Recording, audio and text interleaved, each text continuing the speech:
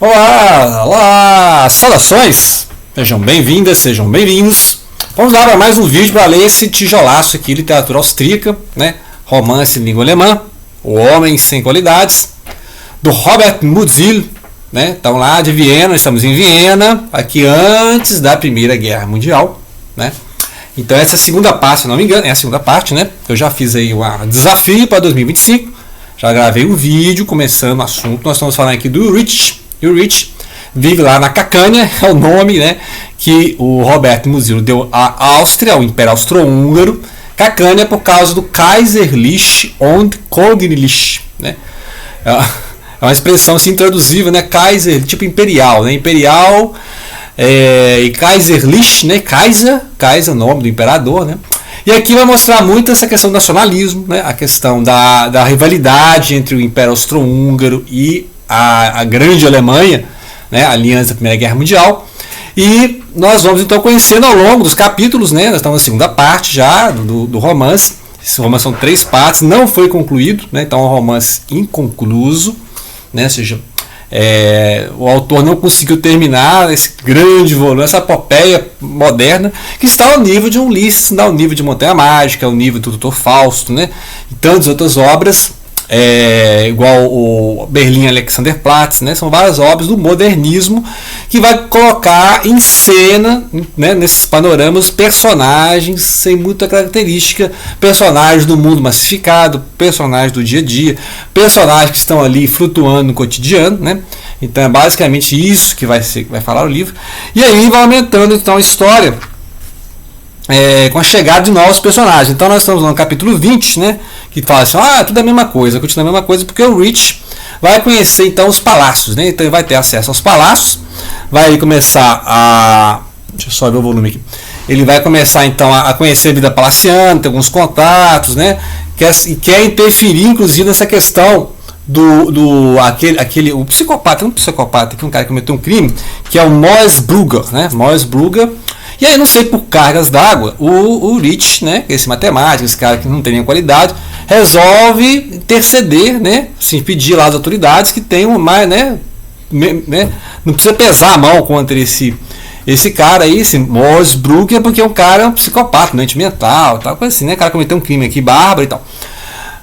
Não sei porquê, não entendi também. Enquanto isso, as autoridades, os patriotas, os nacionalistas estão organizando essa grande festividade para comemorar os 70 anos do imperador lá da Áustria, né? O Império Austro-Húngaro. Lembrar que o Império Austro-Húngaro era formado de várias nacionalidades, então os vários povos. Então você tinha obviamente os austríacos, você tinha os tchecos, os eslovacos, os húngaros, né? A Austro-Hungria, você tinha os romenos, né? Você tinha o pessoal do Balcãs ali. Então, ou seja, é uma pluralidade de povos que formava esse Império Austro-Húngaro, né? Inclusive ali a cidade ali de Praga, né? Onde ficava a casa do Kafka, né? Então Kafka lá de Praga, mas aqui a história se passa em Viena, né? As preparações de 1918, que a gente sabe que vai ser em plena guerra, não vai ter comemoração nenhuma. A guerra durou de 14 a 18 e acabou o Império Austro-Húngaro, acabou a Alemanha, né? Ou seja, aquele Reich foi formar a República de Weimar e depois a ascensão do nazifascismo. Tanto que depois os nazifascistas, né, o hitlerismo, vai anexar a Áustria ao Terceiro Reich, né? Lá em 1938, ou seja, 20 anos depois, né? É claro que ele já sabia tudo, mas só que a história é como se eles não prevessem nem a Primeira Guerra Mundial, né? Ou seja, eles não sabiam. Interessante que eles entraram do lado dos alemães, né? Ou seja, eles entraram contra os ingleses e os franceses, né? Então foram as potências centrais contra os ingleses, os franceses, depois os americanos, os estadunidenses entraram em 1917, o mesmo ano em que os russos, né, o Império Russo saiu, porque aí estava formando a Revolução que ia formar a União Soviética, né? Então a gente vai conhecer aqui alguns burocratas, por exemplo, o Conde Stahlburg, né, que é um dos burocratas que é a quem o Ulrich vai fazer um pedido para, né, pega leve aí com o cara lá, né? O Moesbrugger. Depois a gente vai conhecer o Conde Leinsdorf, que é um cara burocrata, que é um cara bem burocrata, é uma caricatura total do burocrata do Império, né? E aí esse burocrata é aquele cara bem nacionalista, né? Bem religioso, bem dono de terra, muita terra, né? Latifundiário. E ele acha que a ideia de nação, nacionalismo, é que vai unir as pessoas, tanto os nobres, os burgueses, os operários, todos têm função no Estado. E esse discurso é familiar, não é? É familiar porque é o mesmo discurso lá do Mussolini na Itália, né? A ideia de vamos acabar com essa de luta de classe, que é coisa de comunista, né? Luta de classe é coisa de comunista, e vamos falar que todo mundo é uma grande nação, né? E aí vamos unir, então, cada um tem sua função, então tá ali o nobre tem sua função, tá, o burguês tem, os ricos têm função, o operário tem função, e os privilégios, né? Ninguém, aí privilégio não toca nos meus privilégios, né? Então, e aí ao mesmo tempo ele vai mostrando essas conveniências desses burocratas, que são nobres, né? Oficiais da nobreza, que estão ali ligados ao império, né? Então, e mostrando esse slogan, né, de o Imperador da Paz, né? 70 anos do Imperador da Paz, que será comemorado em 1918, que também vai ser os 30 anos do Kaiser Wilhelm da Alemanha. Então entendeu a rivalidade, né? Essa briga que tem. Muito bem, então ele vai usar o nacionalismo, o Conde Leinsdorf vai usar o nacionalismo, esse é o discurso dele, né? Interessante que os personagens contam suas ideias, seus discursos, suas falas, seus pensamentos, exatamente igual nos livros de Dostoiévski, né? Então sempre aparece um personagem e ele vai conversando, você percebe que ideia ele representa, né? Então cada personagem é uma caricatura, assim, mas é uma ideia, né? Cada personagem corporifica uma ideia. Então esse aqui é um nacionalista, que é as classes sociais, né? Tudo em nome da nação, a potência, a Áustria-Hungria, né? Muito bem, aí vai aparecer agora uma outra personagem interessantíssima que é Diotima, né? Diotima é o nome daquela filósofa lá da época do Sócrates, na Grécia Antiga, né? Só que aqui o nome dela, na verdade, era Melinda Tutz, né? Ou Hermine Tutz, né? Que ela é esposa do subsecretário Tutz. O nome já vê que é italiano, né? Tutz. E aí ela é uma mulher sedutora, uma mulher assim, né, de idade, assim, de uns 30 anos, 40 anos, né? E ela tem salões em que ela recebe os artistas. Lembra muito aqueles salões lá do Marcel Proust, né? Em Busca do Tempo Perdido, tinha aquelas, né? Só abrir os salões, lá os nobres, os burgueses. E ela vai lembrar muito a Madame Bovary, que é uma mulher instruída, progressista, gosta de ler, e está ali no meio dos monte de conservador, né, um monte de funcionários públicos, né, o marido dela é um funcionário público, só que ela tem umas ideias meio progressistas, meio Madame Bovary, né, então o marido dela está muito preocupado com a burocracia, com o Estado, tá, o oficialato, né, lembra muito daqueles burocratas lá dos romances do Dostoiévski também, e aí essa aqui, a Diotima, me fez lembrar a Madame Bovary, né, assim, não sei porquê. Gente, também é Madame Bovary, fica lendo, né? Tem várias referências aqui, a poesia e tal. Então eu acho que é muito Madame Bovary. Muito bem. Vamos para o 23. Aí vai aparecer um outro possível, que a Diotima, vai ficar interessada assim, no Urich, né? Vamos ver se vai ter um caso, né? Porque o Urich tem um amante lá, a Bonadeia, né? Bonadeia tem um amante, né? Lá no capítulo 12 a gente viu. Aí eu não sei agora se a Diotima vai ter algum tipo de afé, né? Uma fé aí com o Urich, vamos ver, né? Muito bem, no 23 e depois no 26 vai ter um outro personagem, que é o Dr. Paul Arnheim. Esse é um doutor que é um prussiano, e aí ele vai admirar muito a cultura da Diotima, como você é uma dama, né, letrada, progressista, só que ele é um cara conservador, né? Olha pra você ver que interessante, ele é um cara conservador. E aí a Diotima, ela fica ali nesses salões convivendo com os burgueses, com os nobres, inclusive o Conde Leinsdorf, que é esse religioso, latifundiário, proprietário, né, nacionalista, né? Então aí nesses salões, nessas conversas, você percebe as opiniões políticas, né? Por exemplo, ele expõe, né, as opiniões políticas igual a gente vê nos romances russos, em que os personagens estão ali para propor ideias e mostrar visões. Uns são mais fã da Europa, outros são mais fã da Rússia, que é uma coisa.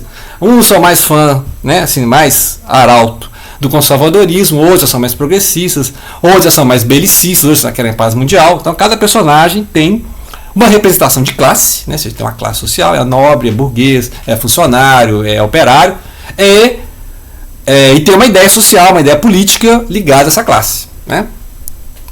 É um pouco esquemático? Mas o romance tem essa leitura irônica e caricatural. Realmente os personagens são caricaturais, eu acho que de propósito, né?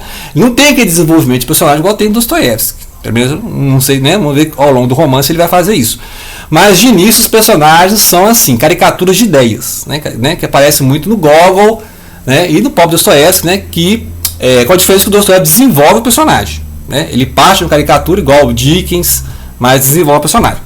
Então, aí a Diotima é essa Madame Bovary, essa leitora, vai ter esses salões em que os nobres estão conversando, e a Diotima se interessa pelo Paul Arnheim, e aí vai ter também, né, eu acho que já tem esse affair, e possivelmente também vai ter uma affair, a gente vai ver nos próximos cenas, no próximo capítulo, um affair do Ulrich com a Diotima e esse prussiano aí, o Arnheim. E ao mesmo tempo o Ulrich vai receber as visitas, né, da amante dele, que é a Bonadeia, né? E é interessante que tem uns capítulos aqui, né, que o livro é assim, né, ele vai jogando narrações, personagens, diálogos e ideias. E ao mesmo tempo ele vai comentando isso, como é escrever um personagem que fica pensando, né? A gente viu lá no Montanha Mágica, o Hans Castorp fica pensando no tempo, né, divagando, filosofia. Interessante, né? Porque aí esses capítulos imensos que o Thomas Mann faz, e há pensamentos, ideias, conversas entre os personagens. Aqui ele coloca isso na metalinguagem. Ele fala como é que é escrever, né, um protagonista que fica pensando. Porque muitas vezes o Rich faz nada, ele fica pensando, né? O Obromov pensando, faz nada. Ele fica assim mais no plano da ideia, né? E ele é um cara que não realiza, né? Podemos dizer assim, não realiza. Tem essa ideia agora de defender a causa lá do psicopata lá, né, do doente lá, tal, do criminoso, que eu também não entendi, e às vezes fica aparecendo na cabeça dele as ideias, né, como se ele estivesse acompanhando as investigações, os inquéritos, né, o julgamento desse. Não ficou claro para mim por que ele está interessado em defender esse cara, né, esse tal de, como é que é o nome dele? Eu nunca lembro o nome dele. Morsbrugger, né? Morsbrugger. É um personagem. Ele é um operário, um personagem, né, assim, que é um criminoso, né? Eu acho que é um contraponto, talvez seja isso. E aí, enquanto lembrar que essa Diotima, ela é prima, ela é da família do Rich, né? É prima dele. E ele não conhecia, ficou enrolando para conhecer e tal, e aí foi lá visitar e aí se encantou com a prima e tal, a prima interessada, a socialite, né? A prima socialite, a madame de socialite, né? Muito bem, aí essa parte 28 e 29, capítulo 28 e 29, é muito isso. É o personagem pensando, o personagem tentando entender, né, como é que funciona a vida ali palaciana, né, os funcionários, diferentes entre as classes, né, como é que ele vai conseguir adentrar esses salões lá, graças à prima, né, será que a prima que vai apresentar, ao mesmo tempo pensando na defesa lá do criminoso, o que ele pode fazer, né, com uma coisa assim que a causa perdida, né? A causa perdida porque o cara é cheio de crime, assim, né? O crime é bárbaro, é hediondo, né? Vai ser condenado mais cedo ou mais tarde.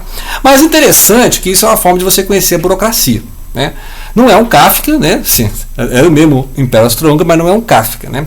Ou seja, não é aquele ambiente claustrofóbico que aparece no Processo e no Castelo, que são romances inacabados do Franz Kafka. Né? Mas é a mesma ideia. Você vai escrever os palácios, os corredores, né? Assim, e lá a pompa dos funcionários, né? Assim como eles são meio teatrais, então ele vai só a sociedade burguesa criou o teatro, né, e fica esses caras aí interpretando, né, a burocracia, interpretando os funcionários do governo, né? Então toda aquela pompa e elegância, tipo assim, você chega na sala, o cara fica fingindo que você não está lá, até que você está aqui, tipo assim, então é altamente paródia dos personagens que aparecem, esses condes aqui nesse Leidensdorf, qual é o nome do outro aqui? Eu não esqueço desses caras. Tá, Stahlburg, né? Faz a listinha dos personagens. Esses condes, esses nobres, esses funcionários, latifundiários e tal. Esses caras que estão ali, né? Nas tetas do governo, nas tetas do Estado, né? De todo jeito, porque os caras ganham pelas propriedades, ganham pelo serviço público e tal, né? Estão ali governando. São nobres, donos de terras, né? São congenerais. Então, ele faz aqui toda a ironia, e a gente sabendo, né? Quem está lendo o livro já sabe que tudo isso acabou, né? Tudo isso acabou. E bastou a guerra de 4 anos, acabou, né? Acabou a Alemanha, acabou a Austro-Hungria, né? Acabou o Império Otomano, acabou o Império Russo, acabou, né? Foi então a Primeira Guerra Mundial, acabou uma época, né? Aquela bela época acabou, né? Então aí a gente lê o romance, gente, tá vendo? Acabou, né? Então é igual ao final do Montanha Mágica, né? Então é legal ler esse livro depois de você ler Montanha Mágica, que é tipo isso, né? Montanha Mágica acaba na Primeira Guerra Mundial e esse livro seria isso, né? Ou seja, e porque existiu a Primeira Guerra Mundial, você entende a ironia do livro, né? Porque você já sabe que existiu a Primeira Guerra Mundial e que tudo isso que é a grande nação vai acabar em 4 anos, né? Então não vai ter comemoração nenhuma em 1918. A ironia toda é que não terá comemoração nenhuma em 1918, ou seja, o edifício de cartas desabou, né? É isso. E aguardem mais leituras, né, dessa grande obra irônica mesmo do Robert Musil, O Homem Sem Qualidades, ok? Obrigado pela atenção. Não deixem de compartilhar.